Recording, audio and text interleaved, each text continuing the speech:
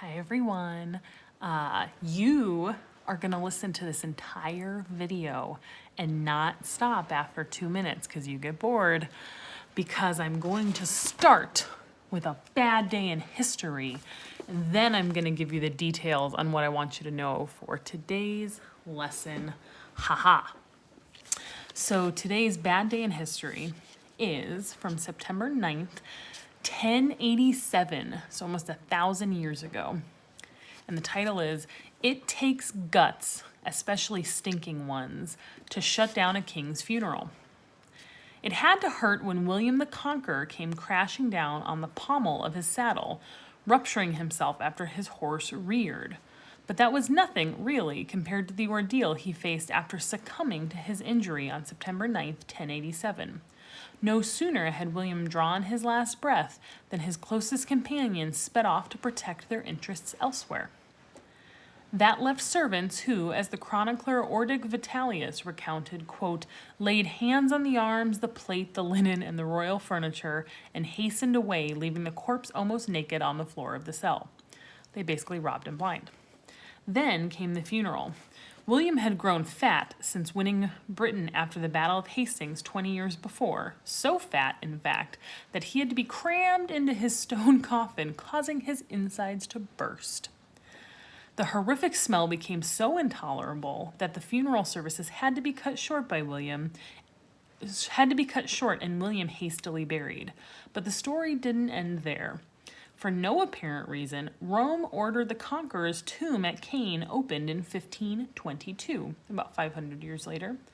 The corpse was reportedly so well preserved, minus, of course, his exploded entrails, that a portrait of the king was able to be painted from it. 40 years later, however, French Calvinists ransacked the grave and scattered the remains, and all that was left of William the Conqueror after that was one lone thigh bone. So anyway, you are having a better day than William the Conqueror, I hope. I can almost be assured that you are. A couple of things as you go into today's lesson. Remember, our bigger unit is humans and the environment, okay? This is one of our best examples, this lesson for today. It's called the Columbian Exchange.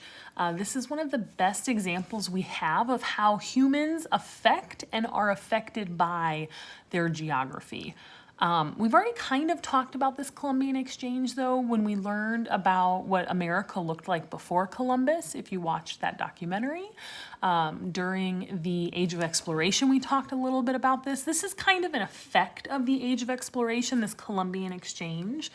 John Green, in his crash course that you're going to watch, is going to outline 4 things that were traded during the Columbian Exchange. Those are the things that you should be taking notes around. I have uploaded a copy of the notes I took on the board at school last semester.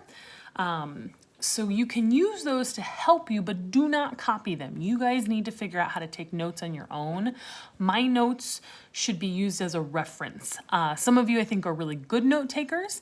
You should be reading my feedback in PowerSchool before you start this activity, by the way, because I'm giving you tips on your note-taking style. So go back and read some old notes and see what I told you to do. Some of you are doing great. Some of you need to expand your detail. If you just write down Columbian Exchange, plants, animals, the tomato, and that's it, that's going to become so obsolete so fast, okay? You have to explain the things in your notes. Why are you writing them down? Why are they important? How do they connect to the topic at large? Especially focus on causes and effects, pros and cons, if there are any. And then like major events and major people, okay? I don't want you writing down every single detail. You should not just be doing a fact list that's like 7 pages long. You should be listening to the information, processing it, and then writing down the things that you find the most relevant, okay? That's the tricky part of note-taking, is you have to synthesize all the stuff in your own head to figure out what the most important things are. After the crash course, you're going to watch listen to a podcast that I found a couple years ago that I really liked. He's going to give you some new information on the Columbian Exchange. There's going to be some repeat, so don't write something down twice, but make sure you have it written down in general. And then he's going to give you some new content and some examples. I also have the example of the notes I took on the board last semester attached to today's plan book also. But do the same thing. Add to your notes in a meaningful way. You get to decide what to write down. Altogether, you should have about a page of notes. I would say at least a page of notes.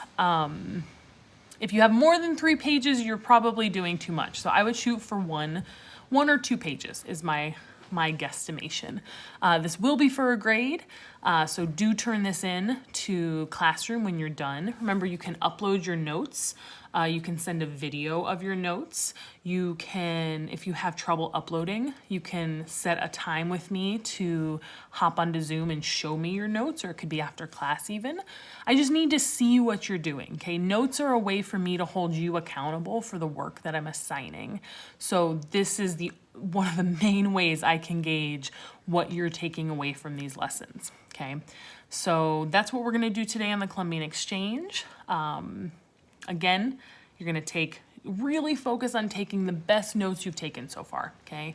Read the feedback I gave you on PowerSchool before you do that. Buckle up for the podcast. If you've never listened to a podcast, I hope you like this one. I think it's pretty interesting. Altogether, this work should take you, I would say, altogether it's 45 minutes maybe, but then with note taking, probably about an hour altogether. And I want it ready. I'm going to make it due by the start of the day tomorrow. So please be ready for that tomorrow. Thanks for sticking with me for these 7 minutes of fun. I'll see you later.